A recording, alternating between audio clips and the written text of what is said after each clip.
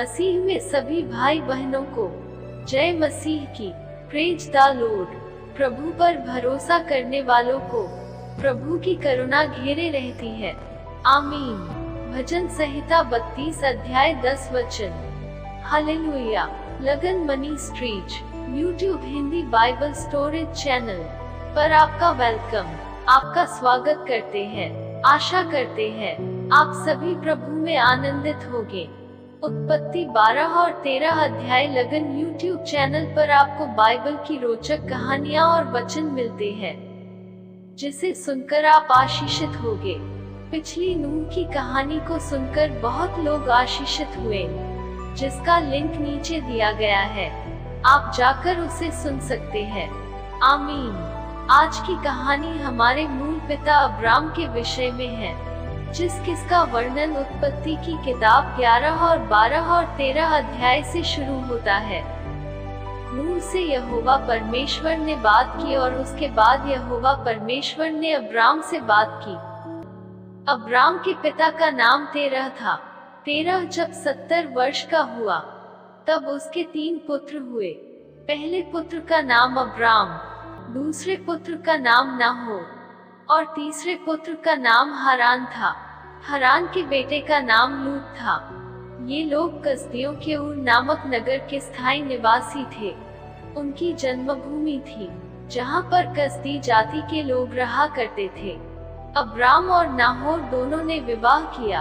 Abram की पत्नी का नाम सारे और नाहोर की पत्नी का नाम मिल्का था।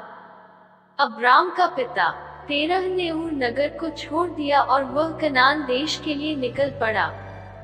तो रास्ते में वह हारान देश में पहुंचकर वहीं पर रहने लगा और हारान देश में ही मर गया।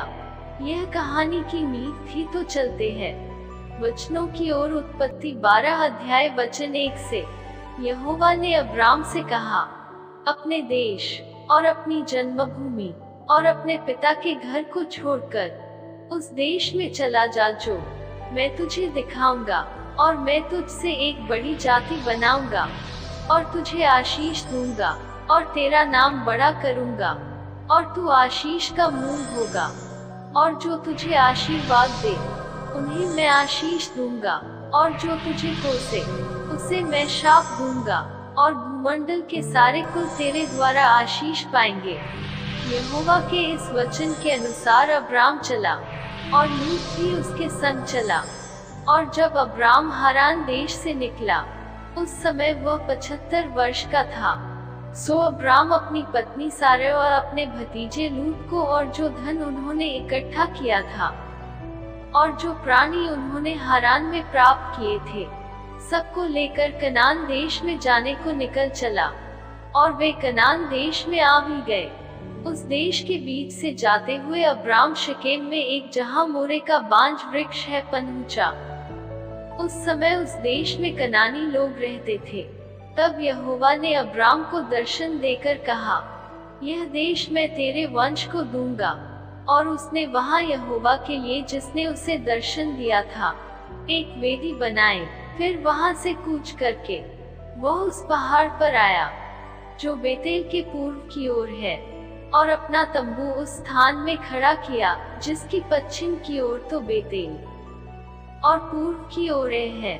और वहाँ भी उसने यहोवा के लिए एक वेदी बनाई और यहोवा से प्रार्थना की। और अब्राम कूच करके दक्षिण देश की ओर चला गया और उस देश में अकाल पड़ा।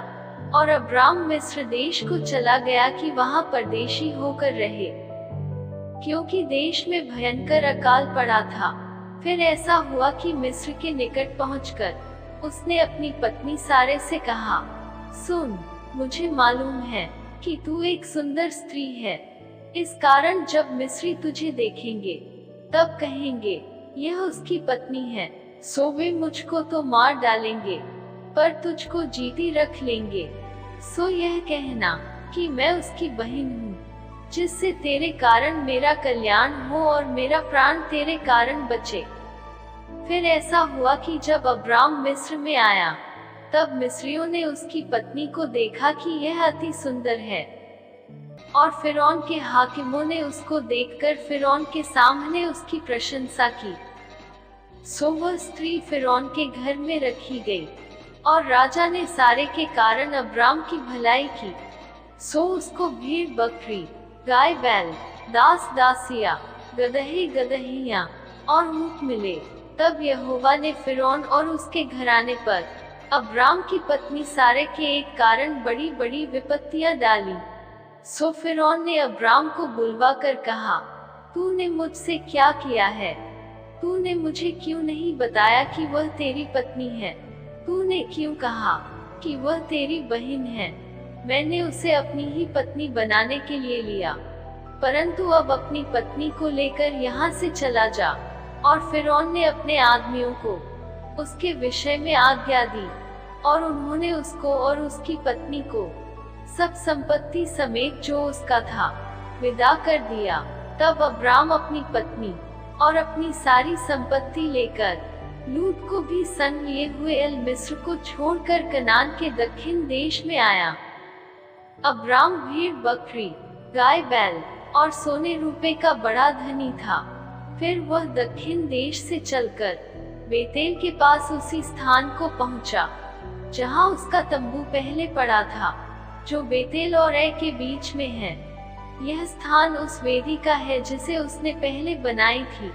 और वहां अब्राम ने फिर यहोवा से प्रार्थना की, और लूत के पास भी, जो अब्राम के साथ चलता था, भेड़ बकरी, गाय बैल और तंबू थे। सो उस देश में उन दोनों की समाई न हो सकी कि वे इकट्ठे रहे, क्योंकि उनके पास बहुत धन था, इसलिए वे इकट्ठे न रह सके। सो अब्राम और लूत की भेड़ बकरी और गाय बैल के चरवाहों के बीच में झगड़ा हुआ।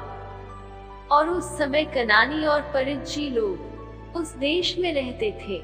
तब अब्राम लूत से कहने लगा, मेरे और तेरे बीच और मेरे और तेरे चरवाहों के बीच में झगड़ा न होने पाए, क्योंकि हम लोग भाई बंधु हैं। क्या सारा देश तेरे सामने नहीं? सो मुझसे अलग हो। यदि तू बाईं ओर जाए तो मैं दाहिनी ओर जाऊंगा, और यदि तू दाहिनी ओर जाए तो मैं बाईं ओर जाऊंगा। तब लूत ने आंख उठाकर यरदन नदी के पास वाली सारी तराई को देखा कि वह सब सिंची हुई है, जब तक यहोवा ने सदोम और अमोरा को नाश न किया था। तब तक सोअ के मार्ग तक वह तराई यहोवा की वाटिका और मिस्र देश के समान उपजाऊ थी। सो लूत अपने लिए यरदन की सारी तराई को चुन के पूर्व की ओर चला, और वे एक दूसरे से अलग हो गए। अब्राम तो कनान देश में रहा, पर लूत उस तराई के नगरों में रहने लगा, और अपना तंबू सदोम के निकट खड़ा किया। सदोम के लोग यहोवा के लेखे में बड़े दुष्ट और पापी थे। जब लूत अब्राम से अलग हो गया, तब उसके पश्चात यहोवा ने अब्राम से कहा, आंख उठाकर जिस स्थान पर तू है, वहां से उत्तर दक्षिण पूर्व पश्चिम चारों ओर दृष्टि कर, क्योंकि जितनी भूमि तुझे दिखाई देती है, उस सब को मैं तुझे और तेरे वंश को युग युग के लिए दूंगा। और मैं तेरे वंश को पृथ्वी की धूल के किनकों की नाई बहुत करूंगा, यहाँ तक कि जो कोई पृथ्वी की धूल के किनकों को गिन सकेगा, वही तेरा वंश भी गिन सकेगा। उठ, इस देश की लंबाई और चौड़ाई में चल फिर, क्योंकि मैं उसे तुझी को दूंगा। इसके पश्चात अब्राम अपना तंबू उखाड़कर मामरे के बांझों के बीच जो हेब्रोन में थे जाकर रहने लगा, और वहां भी यहोवा की एक वेदी बनाई। तो इस कहानी में आपने देखा कि कैसे अब्राम ने यहोवा परमेश्वर की आज्ञा को माना, और किस प्रकार वह यहोवा परमेश्वर के संग संग चलता रहा, और कैसे यहोवा परमेश्वर ने अब्राम को आशीषित किया। आप सभी इन वचनों के द्वारा आशीषित होगे, और प्रभु आपके जीवन में काम करे। प्रभु आपके हर एक बंधनों को तोड़े। प्रभु यीशु सबको सही सलामत रखे। आज की कहानी में बस इतना ही, तो आगे जल्द मिलते हैं इसके दूसरे भाग में कि किस प्रकार लूत के साथ क्या घटना घटती है, और आगे इसका दूसरा भाग हम जल्द YouTube पर पब्लिश करेंगे। आप जुड़े रहे लगन मिनिस्ट्रीज के साथ और देखते रहे बाइबल की रोचक कहानियाँ और वचन। हालेलुया। प्रभु सबको सही सलामत रखे। आमीन। सारी महिमा और आदर प्रभु यीशु को मिले। जल्द मिलते हैं दूसरे भाग की कहानी में। Praise the Lord.